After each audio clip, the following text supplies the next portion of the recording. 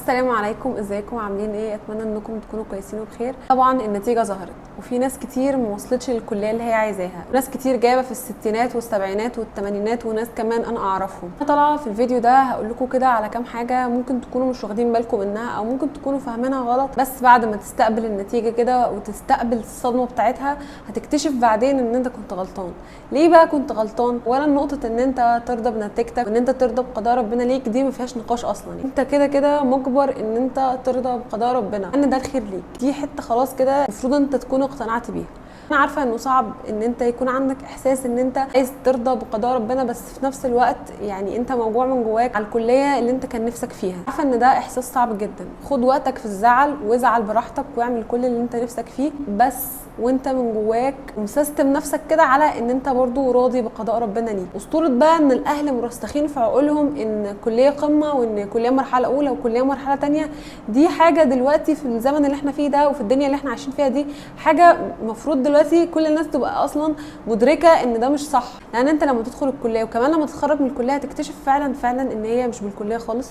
لما تيجي كده تبص في دوامه التنسيق وتبص في الدوامه بتاعه اختيار الكليات وكده، تفكر في طب وطب اسنان وعلاج طبيعي وصيدله وكليات المرحله الاولى اللي انت بتعيط وحزين ان انت ما وصلتلهاش، تلاقي ان كل كليه من دول ليها عيوب. وهتكتشف فعلا ان انت كنت باصص لكليه طب بشري او لكليه طب اسنان او كليه صيدله بمنظور كده ان انت شايف ان دي بس كليه قمه، وانت مترسخ في عقلك ان دي كليه قمه عشان كده انت عايز تدخل دي، بس انت مش مدرك ايه عيوبها وايه مميزاتها وهل هي مناسبه ليك فعلا ولا لا. طبعا الناس كتير بتطلع تتكلم في النقطه دي وان مش في كليات قمه وما اعرفش ايه، بس مش عايزين نقلل من قيمه الناس اللي وصلت للكليات اللي هي عايزاها، ومش هنقلل برضو من قيمه الكليات دي لان هي فعلا كليات كويسه بس للي بيحبها. يعني انت لو اصلا مش بتحب الكليات دي بس انت كنت عايز تدخلها عشان اهلك مرسخين في عقلك او ان المجتمع مرسخ في عقلك ان دي كليه قمه، فما تزعلش. لكن لو انت بتحبها وفعلا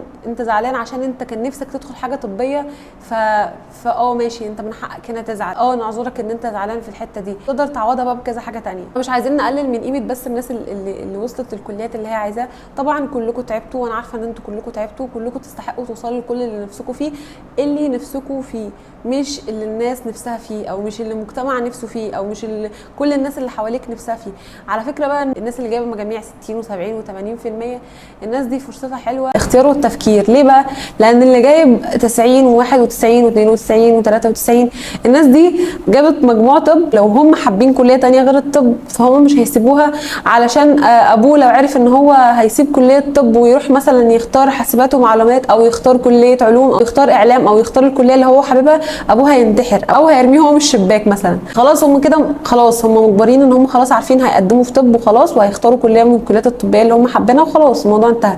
لكن انت هنا دلوقتي ليك فرصه الاختيار ان انت تختار الكليه المناسبه ليك او انت تختار الكليه اللي انت بتحبها. ليه بقى كل الكليات دلوقتي زي بعضها؟ علشان كل الكليات دلوقتي بتحتاج سعي، بتحتاج ان انت تشتغل على نفسك كويس جدا علشان توصل للحاجه اللي انت عايزها. كان الاول كليه طب بشري وكليه طب اسنان وكليه صيدله وكليه علاج طبيعي دول كلهم كانوا بيجي لهم تكليف بكل سهوله، الاعداد فيهم ما كانتش زي دلوقتي. يعني طب اسنان دلوقتي بقت كتير جدا بسبب الجامعات الاهليه والجامعات الخاصه، والصيدله طبعا التكليف اتلغى للدفعات الجديده. هو ما اتلغاش التكليف، ما اتلغاش، بس هم بيقولوا ان التكليف هياخدوهم على حسب الحاجه. والكليات الطبيه الباقيه كمان كانوا منزلين قرار السنه اللي فاتت انه بعد 2025 الكليات دي هياخدوا على حسب الحاجه، اللي كان بيخلي كليه تربيه وكليه تجاره وكليه حقوق وكل الكليات دي الناس مش بتديهم القيمه الكبيره قوي علشان دول كانوا التكليف ملغي عليهم من زمان والاعداد فيهم زايده من زمان، فخلاص هم كده راحت عليهم. لكن دلوقتي برضو الكليات دي الاعداد زادت فيها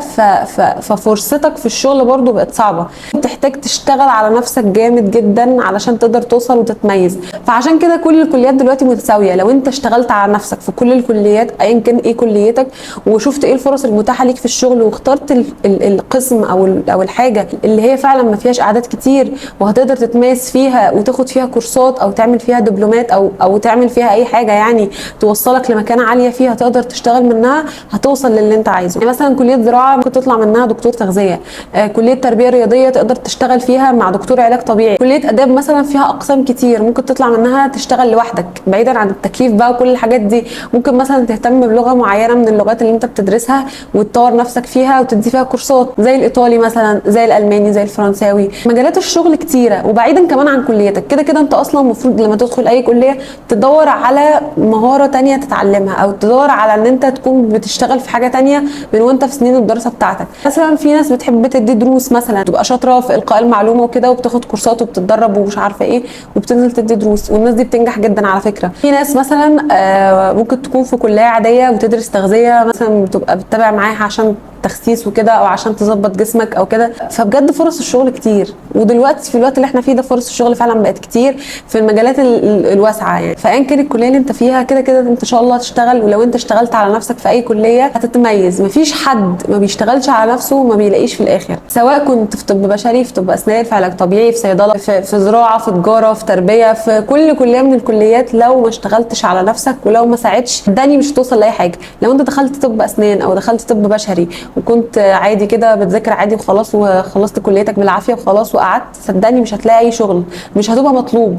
لو انت في طب اسنان وخلصت وقعدت كده، خلصت دراستك وقعدت كده مستني الشغل، مفيش حاجه هتجيلك كده على طبق من دهب. احنا دلوقتي في وقت لازم تسعى فيه، لازم تسعى فيه بقى كويس قوي كمان يعني.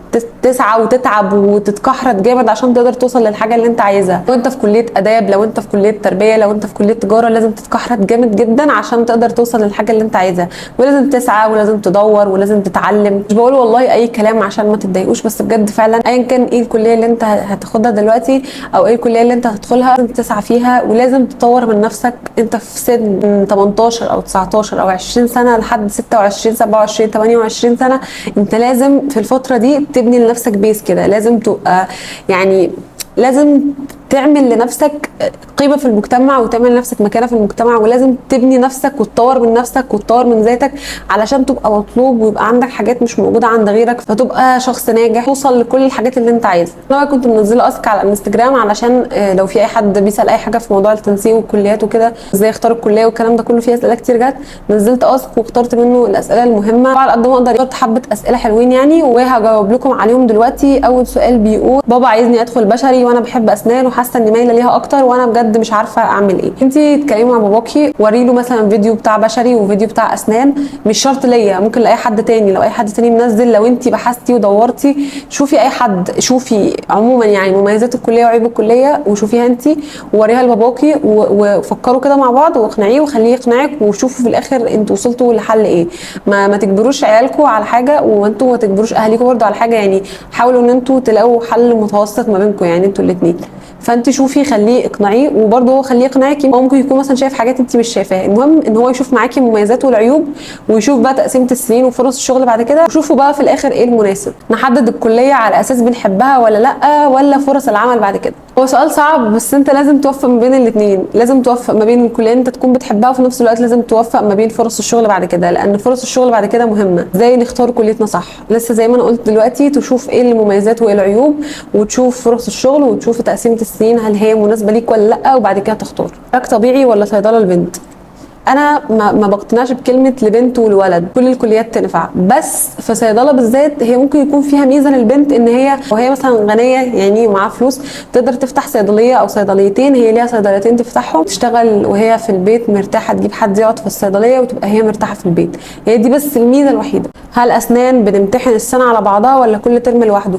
نظام الامتحانات بيختلف من جامعه للتانيه، بس بنسبه كبيره يعني بيكون كل ترم لوحده، بتمتحن ترم اول وترم تاني. السؤال بقى اللي كل الناس حرفيا بتسالني عليه في كل مكان، هو الترتيب بتاع الاعداد اللي بياخدوها في طب بشري وطب اسنان، وانا ترتيبي كان كام، عشان يعرفوا هم هيجي لهم كليه ايه من الترتيب يعني. اولا انا الترتيب بتاعي كان 13000. هم بياخدوا اول 11000 طالب طب بشري، وبعدين 2700 طب اسنان.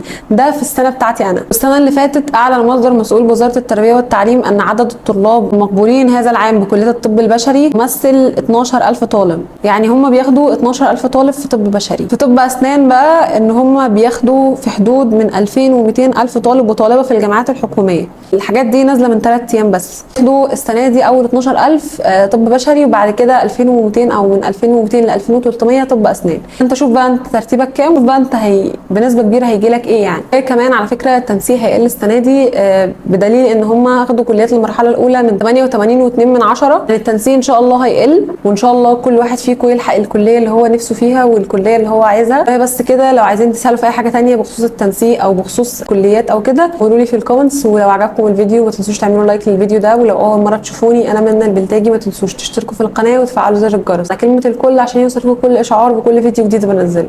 وهي بس كده، باي باي.